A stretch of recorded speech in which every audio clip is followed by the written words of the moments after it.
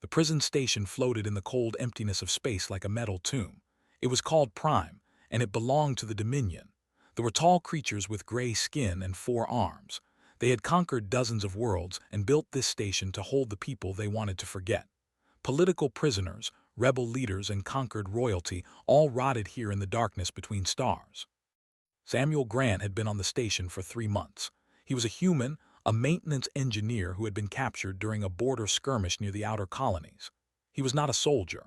He had been a civilian contractor fixing water systems on a small outpost when they came. Now he worked in the lowest levels of the station, fixing pipes and cleaning filters in places where the guards did not want to go. He was 34 years old with tired eyes and rough hands. He did not talk much. The other prisoners learned quickly that Samuel kept to himself. He did his work, ate his rations, and slept in his small cell. He did not cause trouble, and the guards mostly ignored him. One day, his supervisor gave him a new assignment. There was a blocked ventilation system in Section 9, the deepest part of the station. No one had been down there in years. The supervisor warned him that dangerous prisoners were kept there, creatures so terrible that even the feared them. Samuel took his tools and walked down the long corridors. The lights grew dimmer as he went deeper. The air became cold and stale. He passed empty cells with rusted doors. This part of the station had been abandoned for a long time. He found the blocked vent and began his work. It was a simple job, just dirt and debris that had built up over the years. As he cleaned, he heard a sound. It was soft, almost like breathing, coming from a cell at the end of the corridor. Samuel finished his work and should have left. That was what a smart man would do, but something made him walk toward that sound. His footsteps echoed on the metal floor. He reached the cell and looked through the small window in the door. Inside was a creature unlike anything he had seen before. She was tall, almost 7 feet, with a body covered in dark purple plates that looked like armor. She had 4 arms but hers ended in delicate fingers rather than claws. Her head was elongated, with large eyes that reflected the dim light like black mirrors. 2 thin antennae rose from her forehead. She sat in the corner of the cell, her body curled into itself. She looked thin, far too thin. Her plates were dull and cracked in places. She did not move when she saw him watching. Samuel had heard stories about they were in species that had once ruled a small empire of their own. They had conquered them 15 years ago. Their queen had been captured and imprisoned, and without her, her people had become slaves across Dominion space. He realized he was looking at that queen. He should have walked away. He should have reported what he found and forgotten about it. But he did not move. He just stood there looking at her through the dirty glass. She lifted her head slowly. Her black eyes found his. There was no hope in those eyes, no anger, no fear. There was nothing at all. She had been empty for a very long time. Samuel pressed his hand against the glass. He did not know why he did it. It was a foolish gesture, meaningless, but he did it anyway. The queen stared at his hand for a long moment. Then she looked away, dismissing him as she had probably dismissed countless others before. Samuel left, but he could not stop thinking about her. The next day, he asked questions carefully. He learned that the queen's cell had been forgotten by most of the station. She was fed through an automated system that delivered nutrient paste once a day. No guard had entered her cell in over 5 years. She was kept alive because killing her would cause something terrible to happen to her people. They did not understand the telepathic bond between a queen and her subjects, but they knew that breaking it violently would be dangerous. So they kept her alive in the dark, alone, with nothing but her own thoughts for company. Samuel could not accept this. He did not know why it bothered him so much. He had seen terrible things since his capture. He had learned to look away, to survive, to not care. But something about that queen in her forgotten cell would not leave his mind. A week later, he returned to Section 9. He had no good reason to be there. If the guards caught him, he would be punished. But he went anyway. He stood outside her cell again. This time he spoke. "Can you understand me?" he asked. The queen did not respond. She sat in the same corner in the same position, as if she had not moved in all that time. "My name is Samuel," he said. "I am a human. I do not know if you know what that means. My people are new to this part of the galaxy. We are not important." "Still nothing. I just wanted you to know that someone sees you," he said. "Someone knows you are here." He reached into his pocket and pulled out a small device. It was a light chip, a simple thing used for emergency repairs. When activated, it would glow softly for several hours. It was worthless, really, but it was all he had. He opened the small slot in the door used for delivering food and slid the light chip through. It fell to the floor of her cell with a soft click. The queen's antennae twitched. Her head turned toward the small light on the floor. For a long moment, she just stared at it. Then slowly, she reached out with one of her thin arms. Her fingers closed around the light chip. She held it up, and the soft glow illuminated her face. Her black eyes reflected the light like stars in a night sky. She looked at Samuel through the window, and for the first time in 15 years, something moved behind those empty eyes. Samuel nodded once and walked away. He did not know it then, but that small light was the first crack in chains that had held an entire species in bondage, and the queen who held it began to remember what it felt like to hope. Samuel returned to Section 9 every few days. He always found a reason, a broken pipe, a faulty wire, something that needed fixing.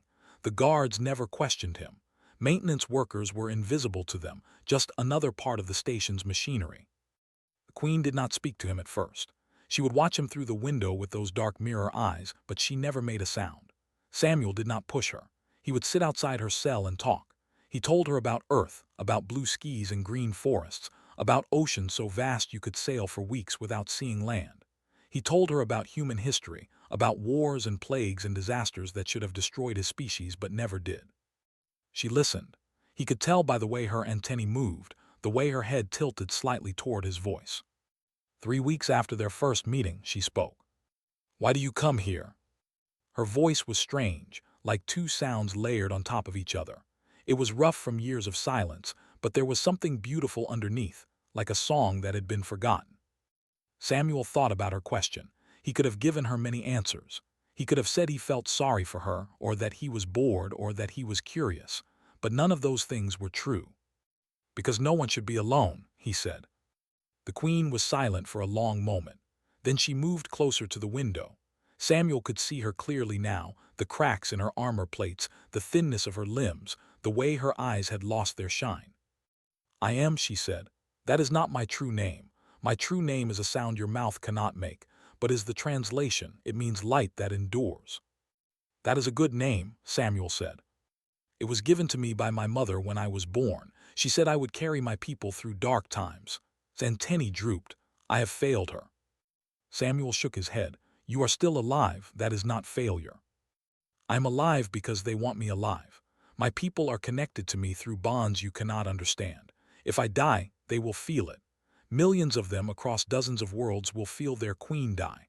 The fear what that might cause, so they keep me here, alive but useless." Samuel had heard fragments of this before, but hearing it from her made it real. "You can feel them, your people." Closed her eyes.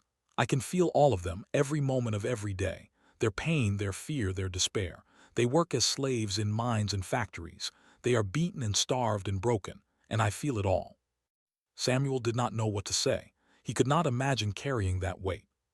"For the first years I tried to send them hope," continued. "I tried to tell them I was alive, that I would find a way to free them, but they learned what I was doing. They put a device in my cell that blocks my ability to reach them. I can feel them, but they cannot feel me. They think I am dead." "I am sorry," Samuel said. The words felt small and useless. "Why?" asked. "You did not do this to me. You did not conquer my world or kill my family or put me in this cage. Why are you sorry?" Samuel thought about it, because someone should be. Studied him for a long time. Her antennae moved in patterns Samuel could not read. "You are strange, human," she said. "My people are connected by bonds of blood and mind. We feel each other, know each other from the moment we are born until the moment we die. We cannot be alone because we are always together, but your species has no such bonds. You are alone from birth, yet you choose to sit here with me. Why?" Samuel leaned back against the wall across from her cell. He had asked himself the same question many times.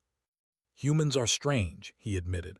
"We do not have telepathic bonds or shared minds. We cannot feel each other across the stars, but we have something else. We choose our connections. We decide who matters to us. And once we make that choice, we hold on to it with everything we have. Even when it costs you. Especially when it costs us." Was quiet. Then she asked, "Why do humans choose connections that bring them pain? My people bond because we must. It is our nature, but you choose it freely, knowing you will suffer." Samuel smiled sadly. Because the connection is worth the pain. Because loving someone and losing them is better than never loving at all. Because we are small and weak, and our lives are short, and the only way we survive is by holding on to each other. Pressed one of her hands against the window. Her fingers were long and thin, almost delicate. "I had a mate once," she said, "and children, they killed them when they took my world. I felt them die. I felt every moment of it. Sometimes I wish I had died with them." "But you did not die," Samuel said. "You are still here." "Because I chose to live. Because if I died, my people would feel it and it would break them. So I stayed alive for them, even though they cannot feel me anymore." Samuel stood up and placed his hand against the glass, matching hers. "That is the most human thing I have ever heard an alien say." Santini twitched in what might have been confusion. "I do not understand."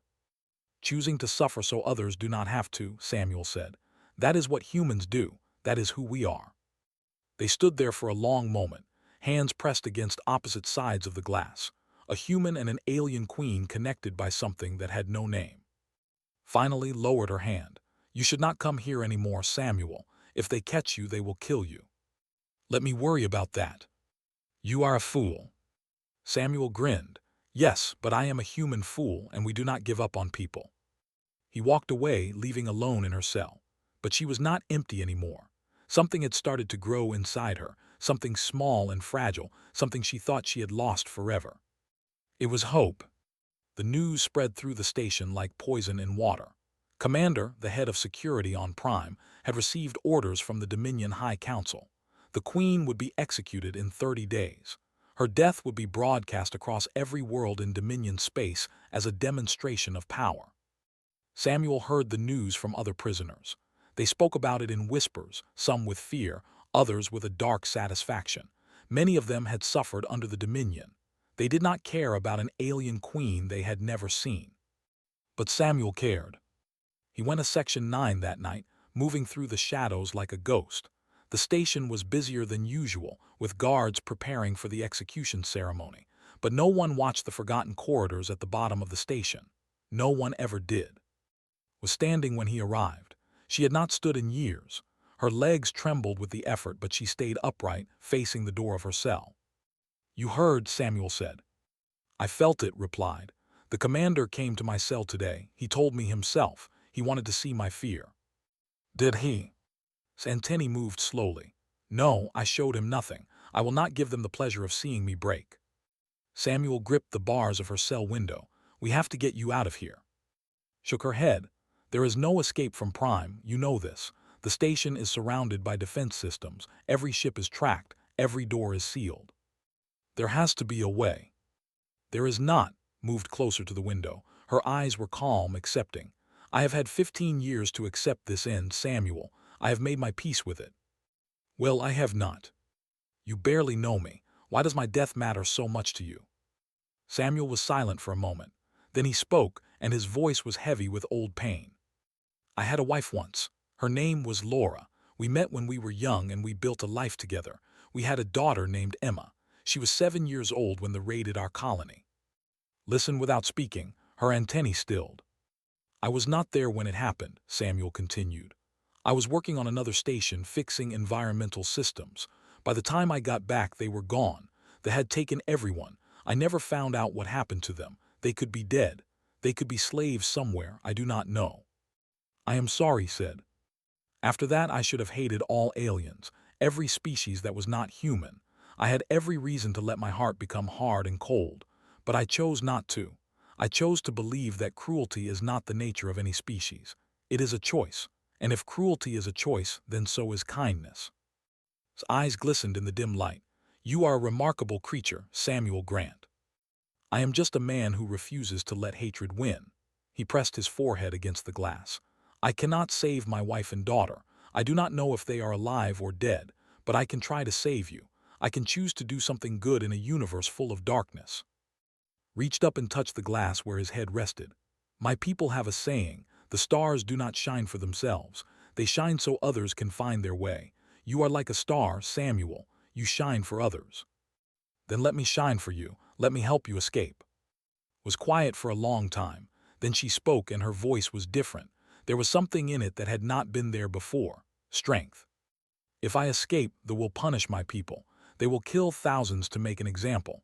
I have stayed in this cage to protect them. Your people are already suffering, Samuel said. They have been slaves for 15 years. Every day they are beaten, starved, worked to death. What are you protecting them from? Death. They are already dying slowly every day in mines and factories across the galaxy. Flinched as if he had struck her. Sometimes, Samuel said gently, the only way out is through the fire. Sometimes you have to burn before you can be free. Lowered her head. Her body trembled and Samuel realized she was crying.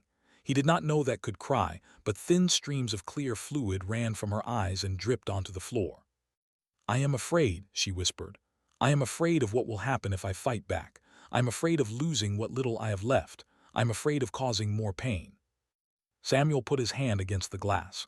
Fear is not weakness. Fear is what tells us we have something worth fighting for. The bravest thing anyone can do is act despite their fear. Looked up at him. Do you truly believe we can escape? I believe we have to try, because if we do not try, then we have already surrendered, and I refuse to surrender, not to despair, not to anything. Straightened, she wiped the tears from her face with one of her 4 hands. Her eyes met his through the glass, and in that moment something passed between them, an understanding, a bond. Very well, she said. I will trust you, Samuel Grant. I will trust a human, a species I have never met, a man who owes me nothing. I will put my life and the lives of my people in your hands. Samuel nodded. I will not fail you. I know, almost smiled. The stars do not lie, and you shine very bright. Samuel left her cell with his mind racing. He had 30 days to plan an escape from the most secure prison in Dominion space.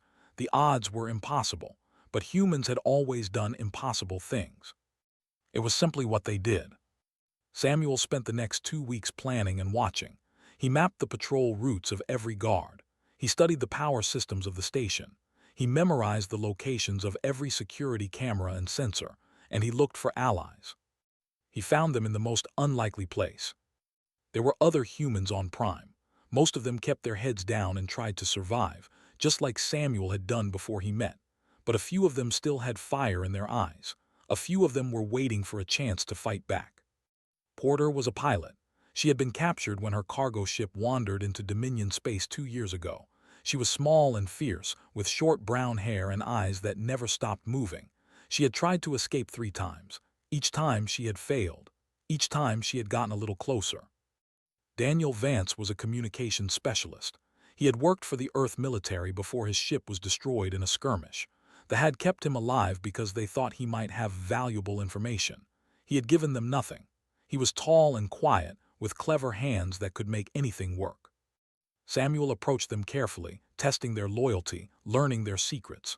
When he finally told them his plan, laughed and Daniel shook his head. You want to break out an alien queen from the deepest level of the station and somehow get past every guard, every security system, and every ship in orbit, said. You are insane. Probably, Samuel agreed. Will you help me? And Daniel looked at each other, then grinned. I have always wanted to steal a shuttle, she said. They planned for another week. Daniel hacked into the station's communication systems and created blind spots in the sensor network.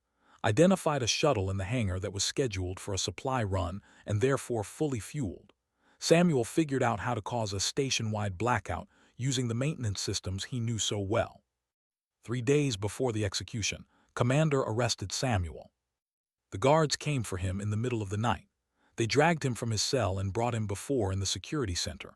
Was tall even for with dark gray skin and cold yellow eyes. He looked at Samuel the way a predator looks at prey. You have been visiting the Queen, said. It was not a question. Samuel said nothing.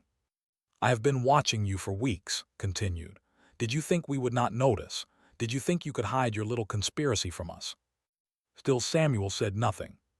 Struck him across the face with one of his 4 hands. Samuel tasted blood but did not fall. You will be executed alongside the Queen, said. Your death will serve as a reminder to all humans that the Dominion does not tolerate rebellion. They threw Samuel into a holding cell near the execution chamber. He sat in the darkness and tried not to despair. The plan was ruined. He had failed. He had failed everyone. Then the door opened and stepped inside. "How?" Samuel asked. Daniel hacked the cell locks, said, "We have about 10 minutes before anyone notices. Let us go." They moved through the station like shadows. The blackout had begun, throwing everything into chaos. Guards ran in every direction, shouting orders and bumping into each other. Emergency lights cast everything in red. They reached Section 9 and found Cell. Samuel used his maintenance codes to open the door, stood inside, her eyes wide. "You came," she said. "I told you I would not fail you." Stepped out of her cell for the first time in 15 years. Her legs shook, but she stayed standing. She looked at and Daniel, these two humans she had never met who were risking their lives for her. "Thank you," she said. "Thank us when we are off this station," replied. "Move." They ran through the darkened corridors. Alarms began to sound as the guards realized what was happening. Voices echoed through the station, calling for lockdown, calling for reinforcements.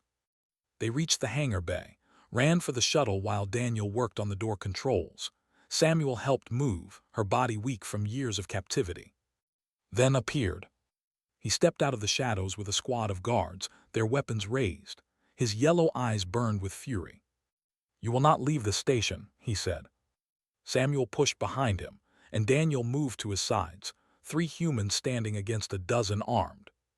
"Let us go," Samuel said. "This does not have to end in blood." Laughed. "You are in no position to negotiate, human. Surrender the queen, and I will let the rest of you live." Samuel looked at and Daniel. They both nodded. They knew what they had signed up for. "No," Samuel said. Raised his weapon. "Then you will die." Stepped forward. Her antennae were glowing faintly, something Samuel had never seen before.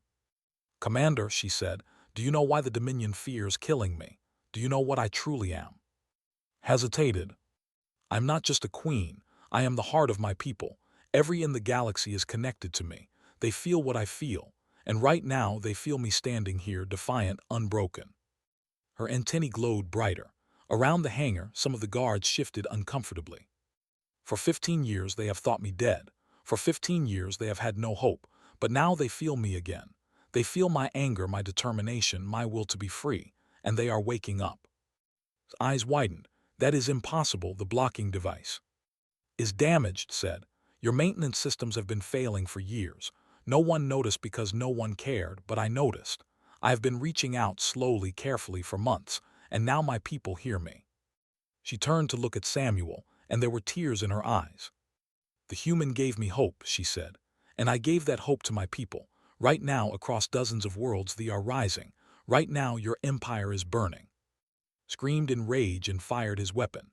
Samuel threw himself in front of. The blast caught him in the shoulder and he fell. Returned fire. Daniel got the shuttle doors open. Everything became chaos and noise and light. Samuel felt hands lifting him up. He felt her carrying him toward the shuttle. He heard shouting and Daniel's weapon firing. He smelled smoke and blood and something else, something like flowers. Then they were inside the shuttle and was at the controls, and the engines were roaring. "Hold on," yelled. The shuttle launched through the hangar doors just as they began to close. They scraped against the metal with a terrible sound, but they made it through. Behind them, Prime grew smaller and smaller until it was just another star in the darkness. Samuel lay on the floor of the shuttle, bleeding from his shoulder, staring at the ceiling. Knelt beside him, pressing her hands against his wound. "You saved me," she said. "We are not safe yet," Samuel replied. No, smiled, and it was the first real smile he had ever seen on her face. "But we are free." The shuttle drifted through the void between stars. Behind them, distant explosions lit up the darkness as Prime's defense systems tried and failed to track their escape. Had taken them into an asteroid field, hiding their heat signature among the cold rocks. Samuel sat against the wall of the shuttle while tended to his wound. Her 4 hands moved with surprising gentleness, cleaning the burned flesh and applying bandages from the shuttle's medical kit. Daniel monitored the communications, his face tight with concentration, kept them moving through the asteroids, her hands steady on the controls. "The shoulder will heal," said. "The blast did not hit anything vital." "I have had worse," Samuel said, though he had not. Sat back and looked at him. In the dim light of the shuttle she seemed different, stronger, more alive. The dull, cracked plates of her armor had begun to shine again, and her antennae moved with energy and purpose. "You took that shot from me," she said. "You could have died." "But I did not." Why would you sacrifice yourself for someone you barely know?" Samuel thought about the question. He had asked himself the same thing many times over the past few weeks. The answer had always been the same. "Because it was the right thing to do," he said. "Because sometimes doing the right thing is more important than staying alive. Because I would rather die trying to help someone than live knowing I did nothing." Shook her head slowly. "My people would never understand this. For us, sacrifice means something different. We sacrifice for the hive, for the species, for the bonds that connect us. But you have no such bonds. You chose to risk everything for a stranger, for an alien, for me." "Humans are strange," Samuel admitted. "We form bonds with anyone, friends, family, even people we have just met. We do not need telepathy to care about someone. We just decide to care. And once we decide, nothing can change our minds." Daniel looked up from his console. "I am picking up a transmission. It is on a frequency." Antennae straightened. She moved to the console and listened. Her eyes widened, and then tears began to flow down her face. "What is it?" Samuel asked. Turned to face them. Her voice trembled with emotion. "It is a message from the resistance, from my people. They are calling to me, asking for guidance, asking what to do." She paused, her body shaking. "They rose up, Samuel. When they felt me escape, when they felt my hope and defiance, they rose up. Across 17 worlds, slaves are fighting back. They are taking control of factories and mines. They are freeing their brothers and sisters. They are fighting for their freedom." Let out a low whistle. 17 worlds. That is going to cause some problems for the Dominion. "It is going to cause a war," Daniel said. Nodded. "Yes, a war that has been waiting to happen for 15 years. A war that my people thought they could never win. But now they have hope. Now they have something to fight for." She looked at Samuel, and there was wonder in her eyes. "You did this," she said. "A single human with a simple act of kindness started a revolution that will change the galaxy." Samuel shook his head. "I just gave you a light, you did the rest." "No," knelt beside him and took his hand in two of hers. "You gave me more than a light. You gave me faith. Faith that kindness still exists. Faith that not all species are cruel. Faith that even in the darkest prison, someone might reach out and offer hope." She looked at Daniel. "You all did. 3 humans who had every reason to hate aliens, who had every reason to look away and protect yourselves. Instead, you risked everything to help a queen you had never met." Shrugged, it seemed like the right thing to do. Daniel smiled. "Besides, the Dominion needs to learn that humans do not give up. We do not surrender. We do not abandon people who need help. That is not who we are." Stood up, she moved to the front of the shuttle and looked out at the stars. "My people have a prophecy," she said. "An ancient story passed down from queen to queen for thousands of years. It speaks of a time of great darkness when the would be scattered and enslaved. It speaks of chains that would bind us for generations. And it speaks of strangers from a forgotten world who would help us break those chains." She turned to face the 3 humans. "I never believed the prophecy. I thought it was just a story we told ourselves to feel better. But now I understand. The prophecy was not about beings with great power or advanced technology. It was about beings with something more valuable, the capacity for compassion, the ability to choose connection across all barriers, the courage to help others even when it costs everything." Samuel stood up slowly, ignoring the pain in his shoulder. "Humans do not believe in prophecies. We believe in choices. Every moment we choose who we want to be. We chose to help you, not because of destiny or fate, because it was the right thing to do."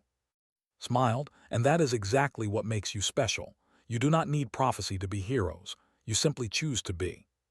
The communication console beeped. Daniel checked it and his face lit up. "I am receiving coordinates," he said. "There is a fleet gathering at the edge of Dominion space. They are asking us to join them." Looked at Samuel. "Will you come with me? You and your friends. My people will need allies in the days ahead. They will need to learn from humans, to understand how you find strength without telepathic bonds, how you build connections through choice rather than biology." Samuel looked at Daniel. They both nodded. "We started this together," said. "We might as well see it through." Daniel grinned. "Besides, I have always wanted to see more of the galaxy." Samuel turned back to, "We will come with you. We will help you rebuild. We will teach your people what we know and maybe learn something from you in return. Reached out and touched his face, her fingers gentle against his skin. The stars were right about you, she said. You shine very bright indeed. Set the new course and the shuttle turned toward the coordinates. Behind them, the darkness of Dominion space stretched endlessly. Ahead of them, a new future waited. Samuel sat down and watched the stars slide past the window. He thought about Laura and Emma, wherever they were. He hoped they were alive. He hoped they would be proud of what he had done. And he thought about an alien queen who had been caged and forgotten, who had given up hope until a human gave her a simple light. Sometimes that was all it took, a small act of kindness, a choice to care about someone who was different, a decision to reach out across the void and say, "You are not alone." Humans had always been good at that. It was their greatest gift, their most powerful weapon. Not strength, not technology, not telepathy or advanced weapons. Just the simple, stubborn, beautiful ability to love. The shuttle flew on toward the gathering fleet, toward the war that would reshape the galaxy, toward a future no one could have predicted. And in the darkness of space, a revolution burned bright.